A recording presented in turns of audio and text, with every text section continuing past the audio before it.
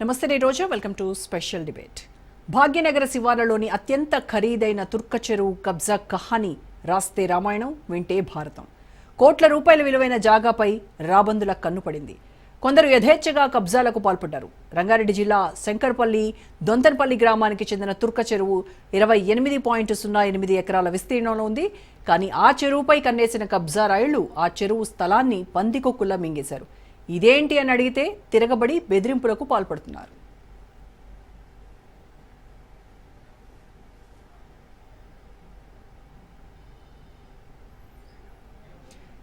తెలంగాణ రాజధాని హైదరాబాద్కు కూతవేటు దూరంలో ఉంది తుర్క చెరువు. సర్వే నెంబర్ 6/1, 6/2, 9, 10, 11, 12, 13, 22, 26/1లో 28.08 ఎకరాల విస్తీర్ణంలో తుర్క చెరువు ఉంది.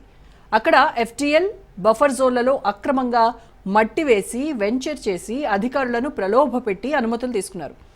ఆ చెరువు స్థలంలో ఇళ్లు, ఫామ్ హౌస్, ఇతర నిర్మాణాలు యథేచ్ఛగా చేపడుతున్నారు. దీంతో చెరువు స్థలం సగానికి పైగానే పూర్తిగా కబ్జాకు గురైంది.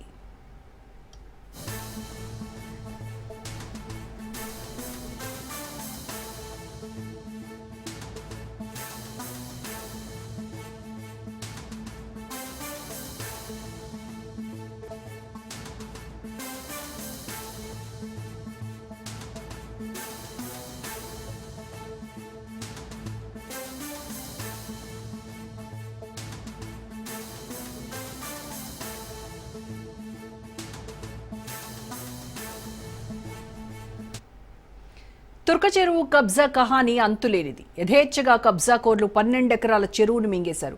ప్రభుత్వ యంత్రాంగం చూస్తూ ఊరుకుంటోంది. భూ కబ్జా రూపాన్ని నేరుగా అధికారులు, రాజ్ న్యూస్ ప్రతినిధులు కళ్లకు కట్టారు. ప్రభుత్వ పెద్దల ప్రమేయం, అధికారుల అండతో కోట్ల భూములు స్వాహా అయ్యాయి. చెరువులను మింగుతున్న భూ రాక్షసుల ఆగడాలను అంతమొందించాలన్న ఉద్దేశంతోనే రాజ్ న్యూస్ నడుం బిగించింది.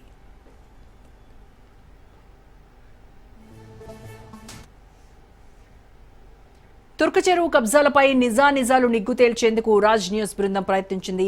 కబ్జా జరిగిందని నేరుగా ఒప్పుకున్నారు అధికారులు. ఇప్పటికే శ్రీనివాసరాజు ఫామ్ హౌస్ ఓపెన్ చేశాడు. ఎవరైతే తనకు సహకరించారో వారికి అక్కడ పార్టీలు కూడా ఇస్తున్నాడు. మందు, చిందు, విందు అన్నీ అక్కడే. రేపో మాపో మరికొన్ని గృహప్రవేశాలు కూడా జరగనున్నాయి. ఇవన్నీ అధికారులకు తెలుసు, కానీ ఎలాంటి చర్యలు తీసుకోవడం లేదు. మాకేమి సంబంధం లేదంటున్నారు ఆఫీసర్లు. కేవలం నోటీసులు ఇచ్చామని చెప్పి చేతులు దులుపుకుంటున్నారు.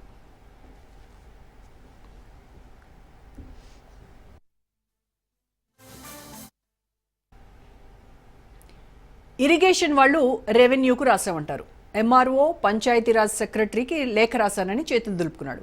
పంచాయతీ సెక్రటరీ కూల్చివేత మా పరిధిలోకి రాదు అంటాడు. ఈ తతంగం మొత్తం బడాబాబులకు తెలుసు. రాజకీయ పార్టీ నేతలందరికీ ఈ విషయం పూర్తిగా అవగాహన కూడా ఉంది. స్థానిక ఎమ్మెల్యే కూడా తెలుసు అని స్థానికులు చెప్తున్నారు. కానీ ఎవ్వరూ చెరువు కబ్జాను అడ్డుకోవడం లేదు. తక్షణమే కూల్చేయాలని డిమాండ్ చేస్తున్నారు స్థానికులు.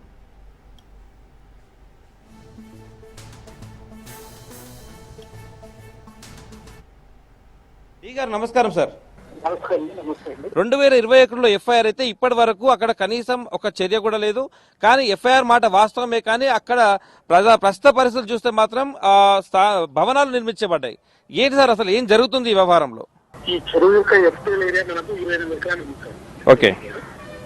అయితే ఈ FTL సార్ మా ఇంతకుముందు మార్చి 2021లో మీరు అన్నట్టుగా శ్రీనివాస్ రాజు గారి మీద 9, 10, 11, 8 నెంబర్ల మీద ఒక FIR కేసు పనిచేశారు సార్. దాని తర్వాత మేము 2021లో మళ్ళీ నేను వచ్చిన తర్వాత కూడా సార్, అండ్ 2022 ఏప్రిల్లో కూడా మళ్ళీ మిగతా 3 పేర్లు ఒక వేరే వాళ్ళ పేర్లు కూడా యాడ్ చేయాలి దీంట్లో అని చెప్పి ఆరిఫ్ ఖాన్ అండ్ రహీమ్ అండ్ రాజేష్ జైన్ అంటే 3 పేర్లు కూడా యాడ్ చేస్తున్నాం సార్. ఇది మేము అండ్ ఆల్సో సార్ ఇది బెంగళూరు ఏంటారంటే ఇరిగేషన్ డిపార్ట్మెంట్ యొక్క రోల్ ఏంటంటే మేము FTL ఫైండ్ అవుట్ చేసినాము, FTL ఫిక్స్ చేసినాము. అండ్ మేము ప్రాపర్గా ఏం చేసినాం సార్, మేము ఈ పంచాయతీ కూడా మేము ఏం చేసినాం అంటే ఇప్పుడు పేపర్స్ లెటర్స్ కాకుండా మరి బిల్డింగ్ కడుతున్నారు. ఇండియన్ బిల్డింగ్ 2 బిల్డింగ్లు అవుతున్నాయి. పరిస్థితి అసలు ప్రతిరోజు కూడా కట్టదు సార్, బిల్డింగ్ కట్టద్దు. మరి వాటికి ఎవరి పర్మిషన్ ఇచ్చారని మనకు తెలియదు సార్. గారు నమస్కారం అండి. నమస్తే సార్. అసలు ఈ తుర్క చెరువు గురించి అసలు ఈ కబ్జా జరిగిన మాట మీ దృష్టికి అయితే ఇదివరకు వచ్చింది అలాంటి చర్యలు కనుక మా డీ సార్ రెడీ చేస్తుంది చెప్పడానికి స్టేట్మెంట్ ఉన్నారండి డీ గారు? అంటే బయట ఉన్నారు, మళ్ళీ ఇద్దరం ఒకటి ఎట్లా చెప్తా మా డీ సార్ చెప్తాను అన్ని రెడీ చేసుకుంటాం. అయితే ఒక విషయం మాత్రం చెప్పండి మేడం, అసలు ఈ తుర్క చెరువు అనేది కబ్జాకు గురైందా లేదా? కబ్జాకు గురైందని కదా సార్ అందరికి చెప్పింది. ఎంఆర్ఓకి కంప్లైంట్ ఇచ్చినాం, ఎఫ్ఐఆర్ కాపీ చేసినాం, ఎఫ్ఐఆర్ చేసినాం. 2021 కబ్జాకు అయిందని కదా. 2021 అంటే మేడం ఇప్పుడు 2025 నడుస్తుంది. ఇప్పటి వరకు కూడా కనీసం ఇలాంటి చర్య లేదు. కళ్ళ ముంగటే ఇంత మేర చెరువు కబ్జా అవుతుంటే ఎందుకు ఆపలేకపోతున్నారు? అసలు దీనికి కారణాలు ఏమంటే? మేము మా పరిధిలో ఉన్నంత వరకు మా డ్యూటీ మేము చేసినాం సార్. చర్యలు తీసుకోవాలంటే మా చేతిలో లేదు. ఎఫ్ఐఆర్ చేసినాం మా డ్యూటీ ప్రకారం. పోలీస్ కంప్లైంట్ ఇచ్చినాం, ఎఫ్ఐఆర్ చేసినాం, ఎంఆర్ఓ గారికి కూడా చెప్పాము. ఎంఆర్ఓ గారు కూడా మొన్న వచ్చిన రీసెంట్ పేపర్ ఎడిషన్ కూడా పెట్టాను మీకు. సార్ కూడా సార్ దగ్గర ఎంఆర్ఓ గారి దగ్గర రెవెన్యూ డిపార్ట్మెంట్ లో పెండింగ్ ఉందని చెప్పారు, యాక్షన్ తీసుకోవడం. రైట్, ఇక మరింత సమాచారం కోసం మా ప్రతినిధి పవన్ లైవ్ లో సిద్ధంగా ఉన్నారు. పవన్, మనము మధ్యాహ్నం నుంచి కూడా ఈ తుర్క చెరువు కబ్జాలపై కంటిన్యూస్ గా మనము లైవ్లు ఇస్తూనే ఉన్నాము. అక్కడ ఉన్నటువంటి స్థానికులతో కూడా మాట్లాడాము. వాళ్ళు ఏ రకంగా కబ్జా గురవుతూ వస్తోందో 2021 నుంచి మొదలైనటువంటి ఈ కబ్జా పర్వం ఇంకా ఆగదన్నట్టుగా దీనికి అన్స్టాపబుల్ లాగా అలా కబ్జా చేసుకుంటూనే పోతున్నారు. అయితే దీనికి సంబంధించి మేము ఎన్నోసార్లు కంప్లైంట్ చేసినా కూడా అధికారులు ఎవరూ పట్టించుకోలేదని చెప్తున్నారు. నామమాత్రంగా ఏదో కేసు ఫైల్ చేసి ఎఫ్ఐఆర్ రాసేసి పలానా వాళ్ళు దీంట్లో ఉన్నారు అని చెప్పడం వరకే తప్ప దీనిపైన కంప్లీట్ యాక్షన్ తీసుకొని అక్రమంగా నిర్మించినటువంటి అక్కడ మీరు చూపించారు మధ్యాహ్నం నుంచి ఫామ్ హౌస్ కావచ్చు, లేకపోతే ఇంకొక ఇళ్ల నిర్మాణం కావచ్చు, ఇవన్నీ కూడా అక్రమంగా కట్టినవి. వీటి కూల్చివేతలకు మాత్రం హైడ్రా కానీ లేకపోతే అక్కడ ఎవరికైతే పవర్ ఉంటుందో వాళ్ళు ఎవరు కూడా ముందుకు రానటువంటిది మనం చూసాం. సో ఇప్పుడైనా ఎవరైనా అధికారులు లైన్లోకి వచ్చారా? రాజ్ న్యూస్ని సంప్రదించారా? ఏం జరుగుతోంది? లేటెస్ట్ అప్డేట్ ఏంటి? శంకర్పల్లి, దొంతాన్పల్లి గ్రామస్తులు మాత్రం పెద్ద ఎత్తున ఇక ఆందోళన చేస్తాము. ఎందుకంటే చెరువులో అక్రమంగా కట్టడాలు ఏవైతే కట్టాడో వాటన్నిటిని కూడా కూల్చేసేంత వరకు కూడా భవిష్యత్ కార్యాచరణ త్వరలో చెప్తామని చెప్పి కూడా గ్రామస్తులు కూడా రాజ్ న్యూస్తో కూడా చెప్పారు. ఎందుకంటే అధికారులు పూర్తిగా నిర్లక్ష్యం వహిస్తున్నారు. ఎందుకంటే అధికారులకు ఫిర్యాదు చేసినా కూడా చూసి చూడనట్టుగా వివరిస్తున్నారు అనేది మాత్రము ప్రధానంగా అక్కడ గ్రామస్తులు చెప్తున్నారు. ఎందుకంటే ఒకవైపు ఇరిగేషన్ అధికారులు కావచ్చు, మరోవైపు రెవెన్యూ అధికారులు కావచ్చు, మరోవైపు దీనికి సంబంధించి అటు హైడ్రా కావచ్చు, దీనికి సంబంధించి కూడా ఫిర్యాదు చేసినా ఎవరు కూడా ఎందుకు స్పందించడం లేదు. అయితే ఇందులో ముఖ్యంగా చూస్తే శ్రీనివాస్ రాజు పూర్తిగా చెరువులు పూర్తిగా దీనికి సంబంధించి అక్కడ మట్టి వేశారు, మట్టి వేసి అక్కడ నిర్మాణాలు కూడా చేపట్టారు. అతను ఒక ఫామ్ హౌస్ కూడా కట్టుకున్నారు. పూర్తిగా అది FTL బఫర్ జోన్లోనే ఫామ్ హౌస్ ఉంది. ఎందుకంటే ఇప్పటికే చెరువుకు సంబంధించి దాదాపు 10 ఎకరాలు కబ్జాకు గురైందనేది మాత్రము ప్రధానంగా దొంతన్పల్లి గ్రామస్తులు కూడా చెప్పారు. అయితే యొక్క అక్రమ కట్టడాలు కూల్చివేసేంత వరకు కూడా తాము ఒకరోజు అక్కడ ధర్నా కూడా చేపడతాము, అధికారులు స్పందించకపోతే రోడ్డు పైన వచ్చి రాస్తా రోకో కూడా చేస్తాము. అంటే రాస్తా రోకో చేసినా కూడా అధికారులు ఎందుకు స్పందించరు? అయితే శ్రీనివాసరాజుకి అధికారులకు మధ్య స్నేహ సంబంధం ఏముంది? అయితే చీకటి ఒప్పందం ఉందా, లేకపోతే దీనికి సంబంధించి ఇంకా ఏదైనా ఒప్పందం ఉందా? ఒప్పందం ఉంటే బయటికి చెప్పండి. దీనికి సంబంధించి కూడా ప్రజలకు కూడా క్లారిటీ రావాల్సిన పరిస్థితి ఉందని చెప్పి కూడా గ్రామస్తులు పెద్ద ఎత్తున ఆందోళన చేస్తున్నారు.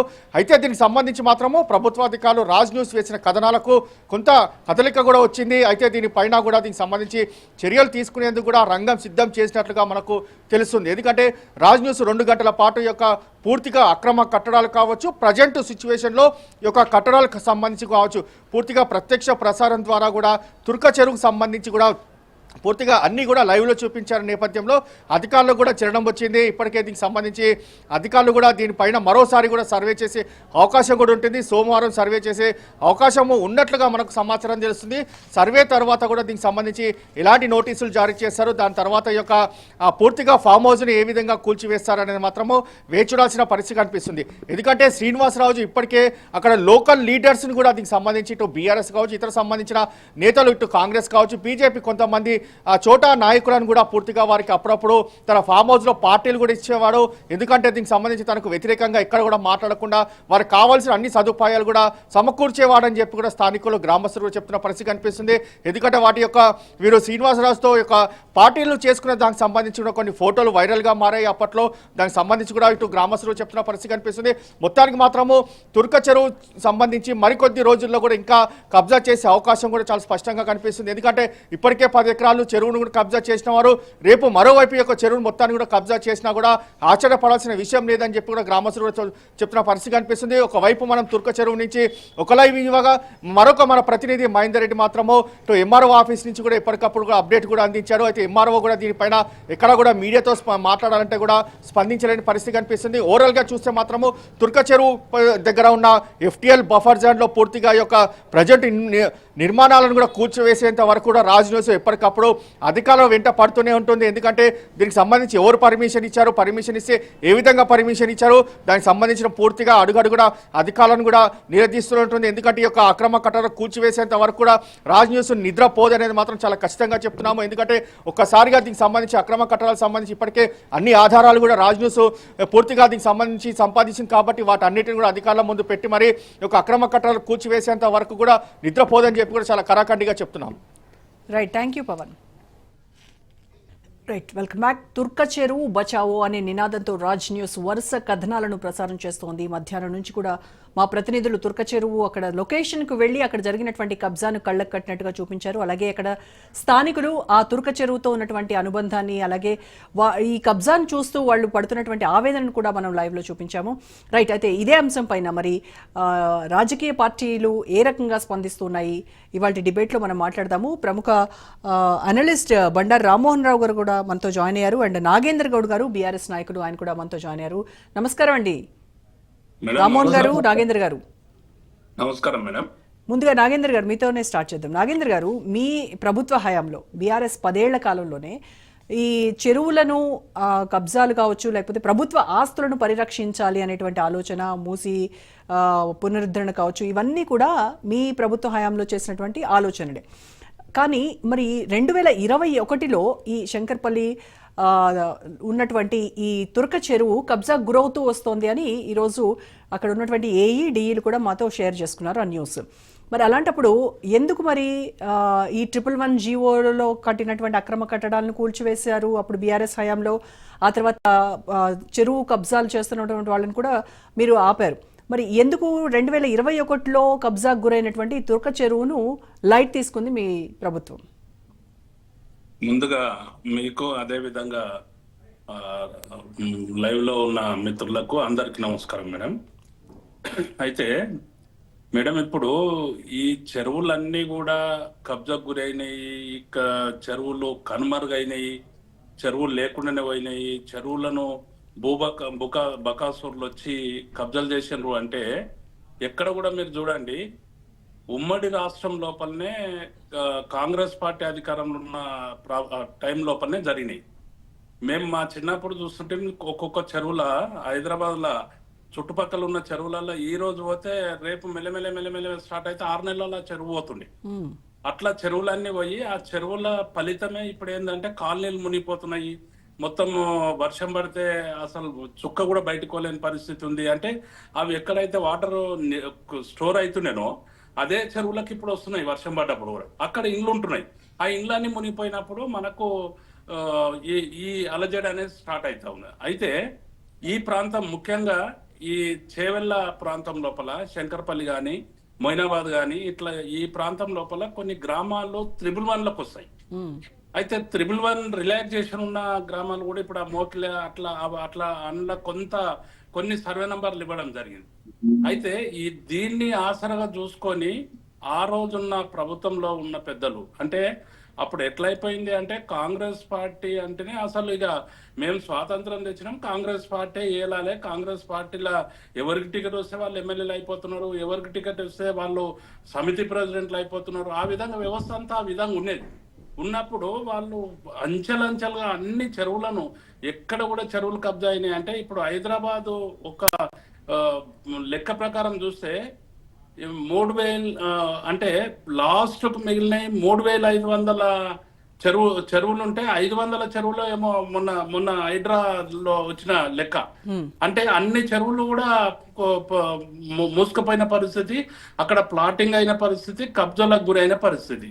అయితే ఇక్కడ ప్రత్యేకమైన పరిస్థితి దొంతాన్పల్లిలో ఏంటంటే ఇది ఇక్కడ జరిగింది కూడా ఉమ్మడి రాష్ట్రం లోపలనే జరుగుకుంటూ వచ్చి మా దగ్గర మేము ప్రభుత్వంలో ఉన్నప్పుడు ఏదైతే 21లో ఎఫ్ఐఆర్ కావడం జరిగింది. అక్కడ అక్కడ ఉన్న లోకల్ ఉన్న లీడర్స్ కానీ లోకల్ ఉన్న అక్కడ ఉన్న పరిస్థితులు కానీ ఒక్కటి నేను ఏమంటున్నా మేడం అంటే మీకు ప్రత్యేకంగా నేను ధన్యవాదాలు చెప్తున్నాను. ఎందుకంటే ఒక అడ్వకేట్ గా ఒక సోషల్ గా ఒక మూమెంట్ ఉన్న వ్యక్తిగా నేను ఇప్పటికైనా మీ ద్వారానన్నా ఇది బహిర్గతమైంది.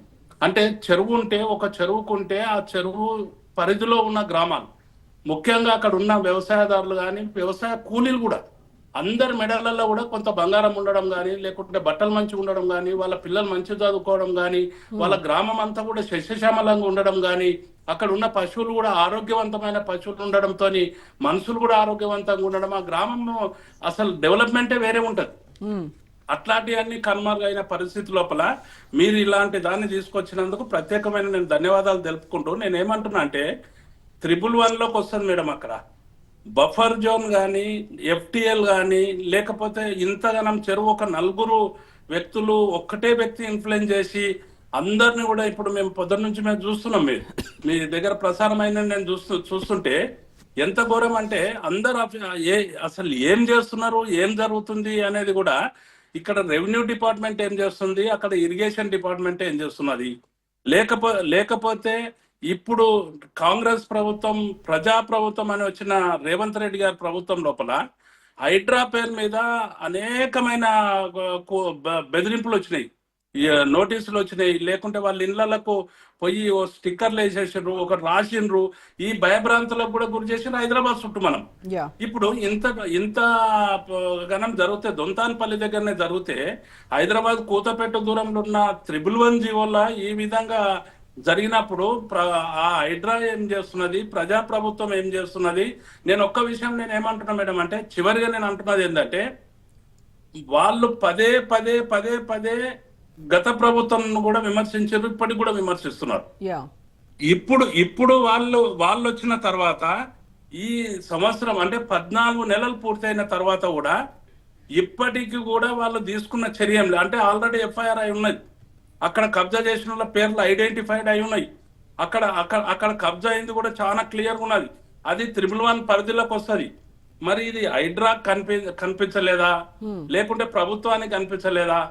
కానీ అక్కడ అధికారులు చాలా స్పష్టంగా చెప్పారు నాగేంద్ర గారు. అక్కడ అధికారులు ఇది ఖచ్చితంగా FTL బఫర్ జోన్ లో ఉన్నది, ఇది కబ్జా చేసింది అని వాళ్ళు కూడా ఒప్పుకున్నారు. కాకపోతే వాళ్ళు ఏం చెప్తున్నారు, మేము లెటర్ రాసాము అని ఇంకో డిపార్ట్మెంట్ వాళ్ళు మేము రాసాము, ఇది మా పరిధి కాదు అని చెప్పేసి ఇలా చేతులు దులుపుకుంటున్నారు తప్ప ఎవరు దానిపైన సరైనటువంటి యాక్షన్ తీసుకోవట్లేదు.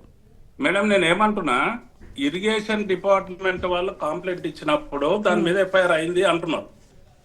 FIR అయినప్పుడు ఆ FIR మీద పోలీస్ వాళ్ళు మా పరిధిలో ఉన్నది FIR అయింది, FIR అయిపోయింది, మా పరిధిలో ఉన్నది మేము చేసినాం అంటున్నారు. అంటే వాళ్ళ మీద చర్య తీసుకోవడము, FIR అయినప్పుడు FIR మీద యాక్షన్ తీసుకోవడం, లేకపోతే FIR ఒకవేళ వాళ్ళు అతను ఇన్ఫ్లుయెన్స్డ్ పర్సన్ ఉన్నాడు అనుకొని వాళ్ళు భయపడ్డ పరిస్థితి ఉంటే న్యాయస్థానాలు ఉన్నాయి కదా మేడం, న్యాయస్థానాలకు వెళ్ళి వారెంట్ తీసుకోవాలి కదా, వారెంట్ తీసుకొని వాళ్ళని తీసుకొచ్చి అయితే విచారణ జరగాలి కదా. అక్కడ తప్పిదం జరిగింది. లేకుంటే రెవెన్యూ డిపార్ట్మెంట్ ఏం చేస్తున్నది, లేకుంటే ఇరిగేషన్ డిపార్ట్మెంట్ ఏం చేస్తున్నది, అక్కడ ఉన్న లోకల్ ఉన్న గ్రామ పంచాయతీ ఏం చేస్తున్నది, గ్రామ పంచాయతీ లోపల కూడా 111 ఉన్నప్పుడు పర్మిషన్ ఏ విధంగా ఇచ్చిండ్రు, అక్కడ ఉన్న గ్రామ పంచాయతీకి సంబంధించిన పంచాయతీరాజు డిపార్ట్మెంట్ నుండి DLPO నుంచి మొదలుకుంటే DPO వరకు కూడా నీకు పంచాయతీ స్టేట్ లో ఉన్న కమిషనర్ కూడా మరి వీళ్ళందరూ ఏం పని చేసినట్లు, ఎక్కడ నిద్రపోతున్నట్లు, చెరువుకు చెరువు కబ్జా అయిపోయి బహిర్గతంగా వాళ్ళు ఇండ్లు కట్టుకొనేసేసి ఇళ్లలో కూడా ఫంక్షన్స్ చేస్తుంటే పొలిటికల్ లీడర్స్ కూడా పిలిచి పొలిటికల్ లీడర్స్ కూడా విజిట్ చేస్తున్నారు అనేది కూడా నేను చూసిన. అయితే ఆ విధంగా జరుగుతుంటే ఎక్కడ పోతుంది? నేను ఒక్కటే డిమాండ్ చేస్తున్నది ఏంటంటే మీరు తీసుకున్న నిర్ణయం ఏదైతే ఉందో పూర్తి మద్దతుగా నాగేందర్ గౌడ్ గారు లేకుంటే TRS పార్టీగా కూడా మేము పూర్తి మద్దతు తెలుపుతాం. ప్రజలెంబడి ఉంటాం, దొంతాన్పల్లి వాసులెంబడి ఉంటాం. దొంతాన్పల్లిలో ఆ చెరువును పరిరక్షించడం లోపల వాళ్ళు గ్రామస్తులు తీసుకున్న చేస్తాం. తప్పనిసరిగా ప్రభుత్వాన్ని మెడల్ వంచుతాం. ఖచ్చితంగా అన్ని డిపార్ట్మెంట్లు అన్ని కూడా దిగి రావాల్సిందే, ఆ చెరువును పరిరక్షించాల్సిందే. నాగేంద్ర గారు, అధికారులు కనుక చర్యలు తీసుకోకపోతే మీరు అడ్వకేట్ గా కూడా ఉన్నారు కాబట్టి కోర్టుకు వెళ్ళేటువంటి ఆలోచన ఏమైనా ఉందా? డెఫినెట్ గా ఉందమ్మా. ఇప్పుడు ఎఫ్ఐఆర్ అయింది కదా, నేను అంటున్నది ఏంటంటే ఎఫ్ఐఆర్ అయింది, ఎఫ్ఐఆర్ మీద ఏం యాక్షన్ తీసుకున్నారు, ఎందుకు ఎఫ్ఐఆర్ మీద అసలు ఏం మూమెంట్ జరిగింది? ఎఫ్ఐఆర్ మనం చేసినాం, సెక్షన్లు కూడా చాలా క్లియర్గా ఉన్నాయి, సెక్షన్లు కూడా చాలా స్ట్రాంగ్ సెక్షన్లే ఉన్నాయి. మరి ఐపీసీలో మరి జరిగినప్పుడు సెక్షన్లు, ఆ సెక్షన్ల కింద ఏం చర్యలు తీసుకున్నారు, ఏ విధంగా యాక్షన్ అయింది, ఎందుకు పెండింగ్ అయింది, ఏం జరిగింది అనేది కూడా వాళ్ళు డే టు డే రిపోర్ట్ ఇవ్వాలి. వాళ్ళు పోలీస్ ఆఫీసర్స్ కూడా రిపోర్ట్ ఇవ్వాల్సిన అవసరం ఉన్నది. ఎవరైనా గ్రామస్తులు ఎవరైనా లేకుంటే స్వచ్ఛంద సంస్థలు ఏవైనా హైకోర్టును ఆశ్రయించినప్పుడు కూడా ఇమ్మీడియట్ గా అక్కడ స్టాప్ కావడానికి అవకాశం ఉంటుంది. లీగల్ గా ఎన్నో అవకాశాలు ఉన్నాయి ఇక్కడ దాన్ని స్టాప్ చేయడానికి. ప్రధానంగా 111 లో ఉన్నది, గ్రామం లోపల కనిపిస్తున్న ఫామ్ హౌస్లు ఉన్నాయి, అక్కడ అన్ని అవే మేడం. మీ దృష్టికి ఇప్పుడు వచ్చింది. కానీ మీరు ఎంతవరకు అంటే శంకర్పల్లి, మొయినాబాదు, శంషాబాదు, నీకు ఈ ఏరియా షాబాదు, అన్నిట్లో కూడా రియల్ ఎస్టేట్ నడిపించే వ్యక్తులందరూ కూడా, అంటే ఈ ప్రాంతం వాళ్ళు కాదు, వేరే ప్రాంతం వాళ్ళు కూడా వచ్చి అక్కడ అన్ని ఇదే విధంగా 111 కూడా ఉల్లంఘించి అక్కడ ఇప్పుడు స్థానికులు చెప్పేది కూడా అదే. ఎవరైతే A1 గా ఉన్నారో ఆ శ్రీనివాసరాజు, ఆయన కూడా ఇక్కడ లోకల్ కాదు, బయట నుంచి వచ్చినటువంటి వ్యక్తే ఇక్కడ ఈ రకమైనటువంటి హల్చల్ చేస్తూ ఉన్నాడు అని చెప్తున్నారు, అక్రమాలకు పాల్పడుతున్నారని. రైట్, ఇప్పుడు మనతో జాయిన్ అయ్యారు ప్రతాప్ రెడ్డి గారు, బీజేపీ నాయకులు. నమస్కారం అండి ప్రతాప్ గారు. నమస్కారం అమ్మా. నమస్కారం ప్రతాప్ గారు, తుర్క చెరువు కబ్జాకు సంబంధించి రాజ్ న్యూస్ వెలుగులోకి తీసుకొచ్చింది. అక్కడ FTL బఫర్ జోన్లు పరిధిలో ఉన్నటువంటి ఈ చెరువుని ఆక్రమించి అక్కడ అక్రమ నిర్మాణాలు, ఫామ్ హౌస్లు, అలాగే డూప్లెక్స్ బిల్డింగ్లు కూడా కట్టుకొని పార్టీలు చేసుకుంటున్నటువంటి వైనము అక్కడ స్థానికులు చెప్తూ ఉన్నారు మనకి. సో ఎందుకు ఈ పరిస్థితి వచ్చిందంటారు? ఓ పక్క హైడ్రా చాలా విగరస్ గా వర్క్ చేస్తోంది, అక్రమ కట్టడాలను కూల్చివేస్తున్నటువంటి హైడ్రా మరి దీన్ని ఎందుకు లైట్ తీసుకుంది అనుకుంటున్నారు? ఎక్కడ కూడా మొత్తం ఇప్పుడు హైడ్రా పేరు మీద ఎవరైతే గరీబ్ వాళ్ళు ఉన్నారో, ఎవరైతే 30-40 సంవత్సరాల నుంచి అక్కడ నివాసం ఉండి వాళ్ళు పర్మిషన్ తీసుకొని ఇల్లు కట్టుకుంటారో వాళ్ళ మీద వీళ్ళ ప్రతాపం చూపెడతారు. కానీ కొత్తగా ఏదైతే ఇవాళ అక్రమానికి గురవుతున్నదో దాన్ని వైపు ఎప్పటి కూడా చూడట్లేదు. ఇదే మూసీ నదిలా ఇప్పటికీ నడుస్తున్నాయి. ఆ మూసీ నది పక్కకే ఉన్నది ఇదేది ఈ దొంతర్పల్లి చెరువు, తుర్క చెరువు. దాంట్లో ఇంత బహిరంగంగా రోడ్డు పక్కనే ఉంటుంది, అది ఇంత బహిరంగంగా వాళ్ళు మట్టు వేసి అక్రమం చేస్తుంటే ప్రతి ఒక్క డిపార్ట్మెంట్ కూడా దాన్ని తప్పించుకుంటున్నది, కానీ ఎవరు కూడా దాన్ని బాధ్యత తీసుకోవట్లేదు. ప్రభుత్వ వైఖరి మొత్తం కూడా ఈరోజు ఎక్కడైతే వీళ్ళు మనకు వచ్చే అనుమానం ఏంటంటే వీళ్ళందరినీ కలుపుకొని వాళ్ళు కబ్జా చేస్తారు అనుకోవచ్చు ఒక మాట. ప్రభుత్వం మొత్తాన్ని కూడా వాళ్ళ కళ్ళు కప్పి చేస్తలేరు, వాళ్ళకి తెలిసి చేస్తారు అనేది మా అభిప్రాయం. అది రైట్. ఓకే, రామ్మోహన్ గారితో మాట్లాడదు. రామ్మోహన్ గారు, ఈ తుర్క చెరువు కబ్జా గురించి మీకు మీ దృష్టిలో ఉండే ఉంటుంది, రైట్? అయితే హైడ్రా చాలా ప్రెస్టీజియస్గా తీసుకున్నటువంటి కాంగ్రెస్ ప్రభుత్వము హైడ్రా మనం చాలాసార్లు మాట్లాడుకున్నాము డిస్కషన్స్లో కూడా, సామాన్యుడికో న్యాయము, బడాబాబులకో న్యాయము, ఈ రకంగా హైడ్రా తీరు గురించి చాలా విమర్శలు వస్తూ ఉన్నటువంటి నేపథ్యంలో తాజాగా ఇది ఇంకొక లైవ్ ఎగ్జాంపుల్ లాగా మనకు కనబడుతోంది. ఈ తుర్క చెరువు 28 ఎకరాల తుర్క చెరువు ఇప్పుడు దాదాపుగా సగం మేరకు కబ్జా చేసేసి అక్కడ మట్టి వేసి అక్రమ నిర్మాణాలు చేసుకొని హ్యాపీగా వాళ్ళు లైఫ్ని ఎంజాయ్ చేస్తున్నారు, అక్కడ పార్టీలు చేసుకుంటున్నారు. ఏదైతే 100 ఏళ్ల చరిత్ర ఉన్నటువంటి ఈ తుర్క చెరువు కబ్జాలకు గురవుతున్నటువంటిది చూస్తే అక్కడ ఉన్నటువంటి స్థానికులు మాత్రం చాలా ఆవేదన వ్యక్తం చేస్తున్నారు. ఎందుకు ఈ అధికారులందరూ కూడా రెవెన్యూ అవ్వచ్చు, పంచాయతీ అవ్వచ్చు, ఇరిగేషన్ అవ్వచ్చు, ఎలక్ట్రిసిటీ అవ్వచ్చు, ఈ మొత్తం లింక్డ్ డిపార్ట్మెంట్స్ ఏవైతే ఉంటాయో ఇవందరూ కూడా కుమ్మక్కయి ఈ A1గా ఉన్నటువంటి శ్రీనివాసరాజు రాజకీయ అండదండలు, రాజకీయ ఒత్తిళ్లకు తలొగ్గి ఈ అధికారులందరూ కూడా సలాం చేస్తున్నారు అనేసి చాలా మంది స్థానికులు చెప్తున్నారు.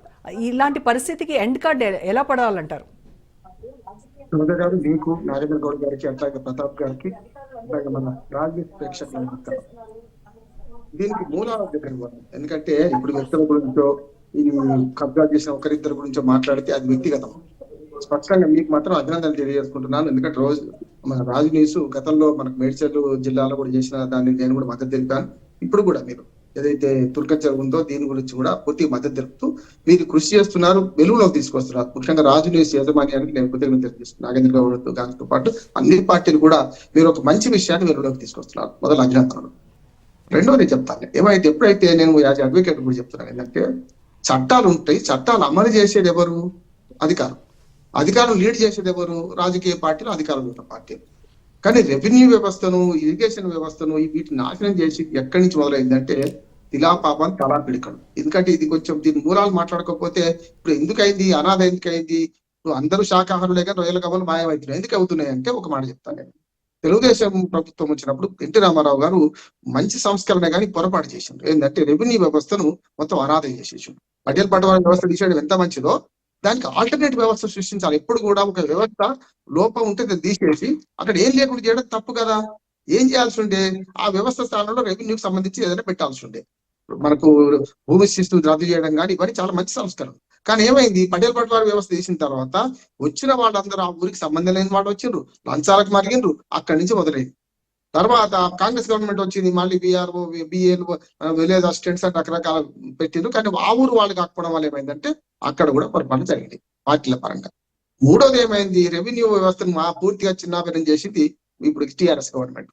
ఏ మాట కామని చెప్పుకోవాలి. కేసీఆర్ గారు చేసిన ఏది మిషన్ కాకతీయ బ్రహ్మాండమైన పథకం, మిషన్ భగీరథ బ్రహ్మాండమైన పథకం, ఖచ్చితంగా లోపాలు ఉన్నాయి, అవినీతి ఉన్నది. కాళేశ్వరం అవినీతి మంచి పథకాలు అంట. అసలు మన మిషన్ కాకతీయ వచ్చేదాకా తట్టడు మట్టి ఎత్తిపోసిన వాళ్ళు లేడు.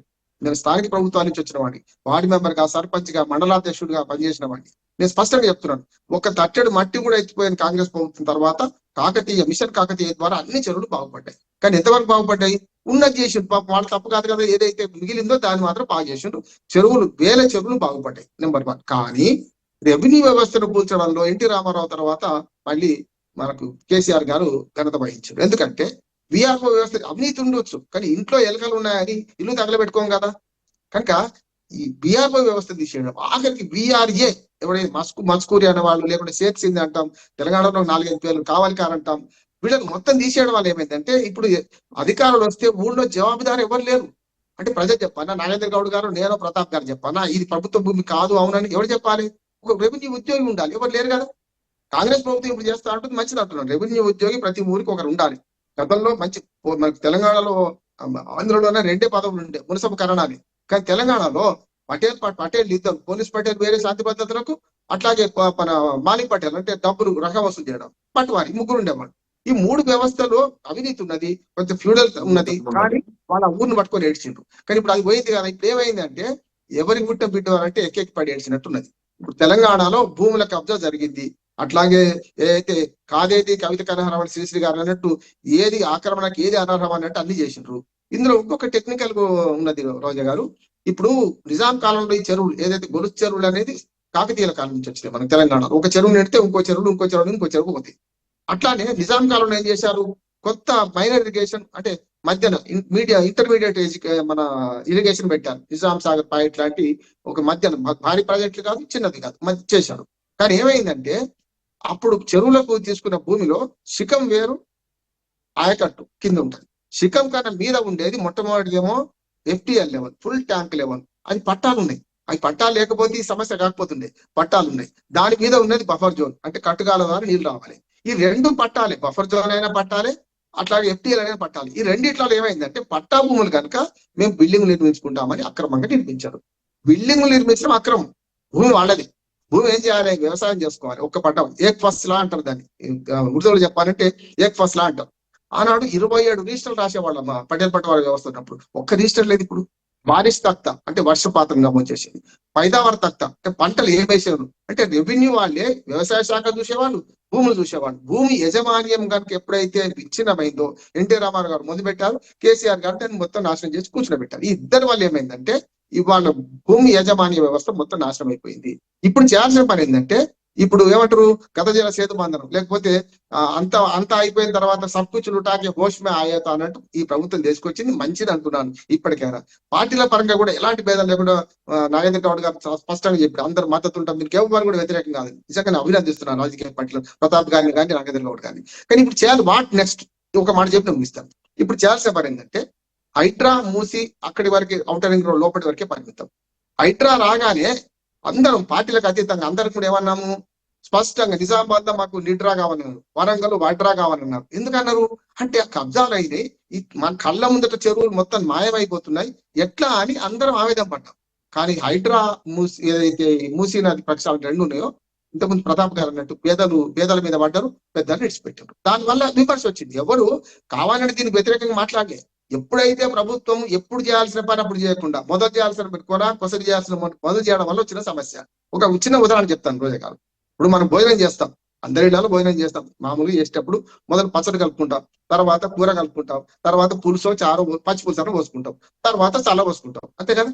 కానీ ఇప్పుడు ఏం చేసినట్టే మొదలు మంచిగానే తిన్నాడు రేవంత్ రెడ్డి గారు. సమస్య ఏమైందంటే మొదలు చల్ల పోసుకొని తిన్నాడు, ఇప్పుడు మొదలు పచ్చడితో మొదలు పెట్టాలి. మనం ఎందుకు ఈ మాట చెప్తున్నానంటే హైడ్రాను భయపెట్టారు. హైదరాబాద్ ద్వారా ఎప్పుడు కూల్చివేతలే మొదలు పెట్టిండ్రు. ఇప్పుడు చేస్తుంది కరెక్ట్ పని అంటున్నాను. హద్దులు నిర్ణయించాలి, హద్దులు వాతాలి, ఇది ప్రభుత్వం నిర్ణయించాలి. నాగేంద్ర గౌడ్ గారు, నా ప్రతాప్ గారు, నేనున్నా తీసేయాలి. అక్కడ ఎప్పుడు ఇట్లా చేయాల్సింది. అంటే మొదలు చేసే పని వెనక మునుమంటాం తెలంగాణలో. ఓ సాలు ప్రకారం పోవాలి. అది పోతే ఏమైంది, ఇప్పుడు మొదలుకి వచ్చింది, హైదరాబాద్ చల్లబడ్డది. మళ్ళీ ఏమైందో తెలియదు, 4 రోజుల తర్వాత అయితే. కానీ ఇప్పుడు చేస్తున్న పని కరెక్ట్ అంట.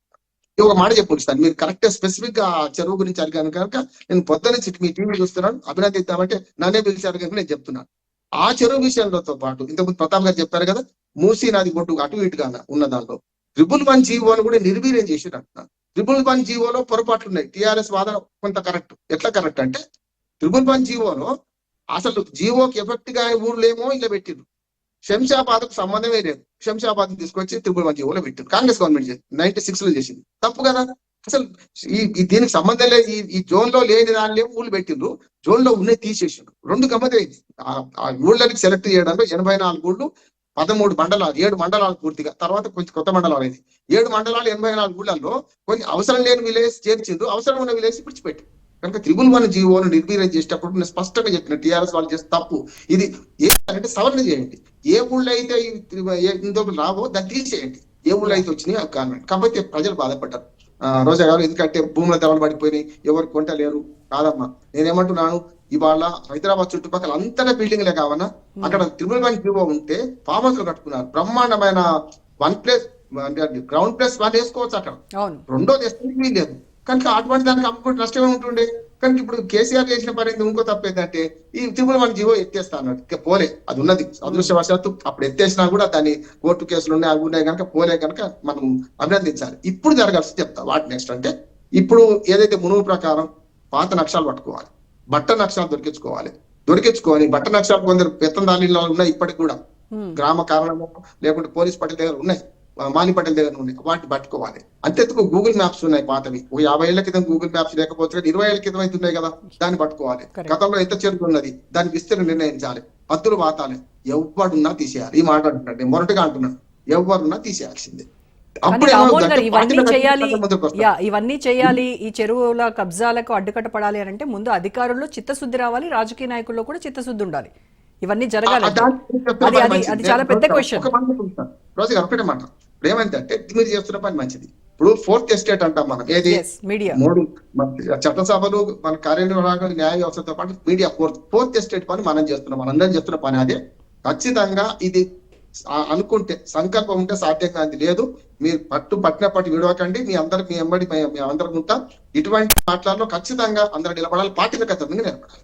ఎస్. సో నాగేంద్ర గారు, రాజకీయ పార్టీ నేతలందరికీ కూడా అక్కడ కబ్జా జరుగుతున్నటువంటి విషయం తెలుసు. అది బీఆర్ఎస్ పాలనలో కావచ్చు, కాంగ్రెస్ హయాంలో కావచ్చు, ఎప్పుడైనా కూడా. కానీ ఎందుకు సైలెంట్గా ఉంటున్నారు అని అంటే దానికి రకరకాల కారణాలు. వాళ్ళు అంటే లంచాలకి లొంగిపోతున్నారా, లేకపోతే రాజకీయ ఒత్తిళ్లకు తలొగ్గుతున్నారా అనేది అది వాళ్ళకే తెలియాలి. అది సో ఎమ్మెల్యేలకు కూడా అక్కడ తెలుసు అని స్థానికులు చెప్తున్నటువంటి పరిస్థితి. మరి ఎందుకు సైలెంట్గా ఉన్నారు? మ్యూట్లో ఉన్నారు నాగేంద్ర గారు.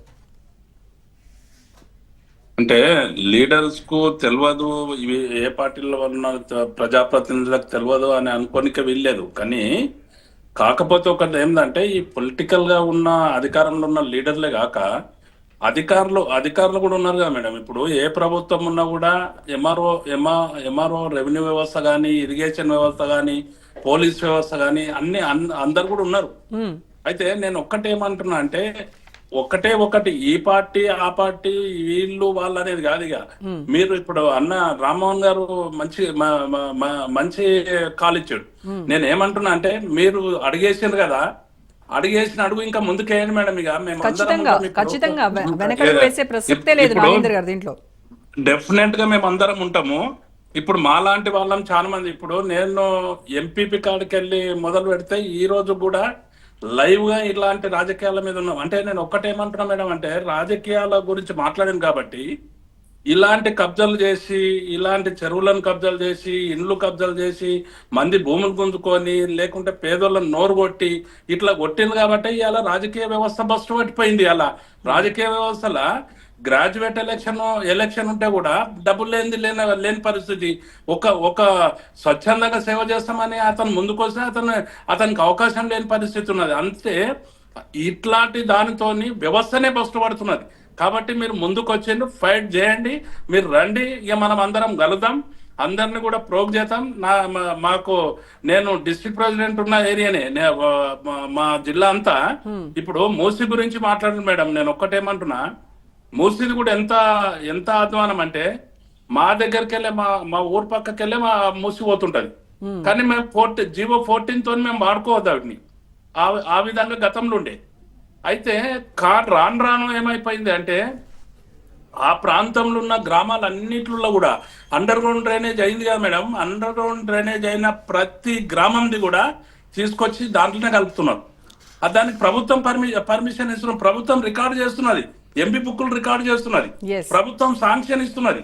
ప్రభుత్వం శాంక్షన్ తో పాటు వాళ్ళకి పేమెంట్ జరుగుతున్నది ఆ కాంట్రాక్టర్లకు, అక్కడ జరిగి దాంట్లో మలినం అవుతున్నది.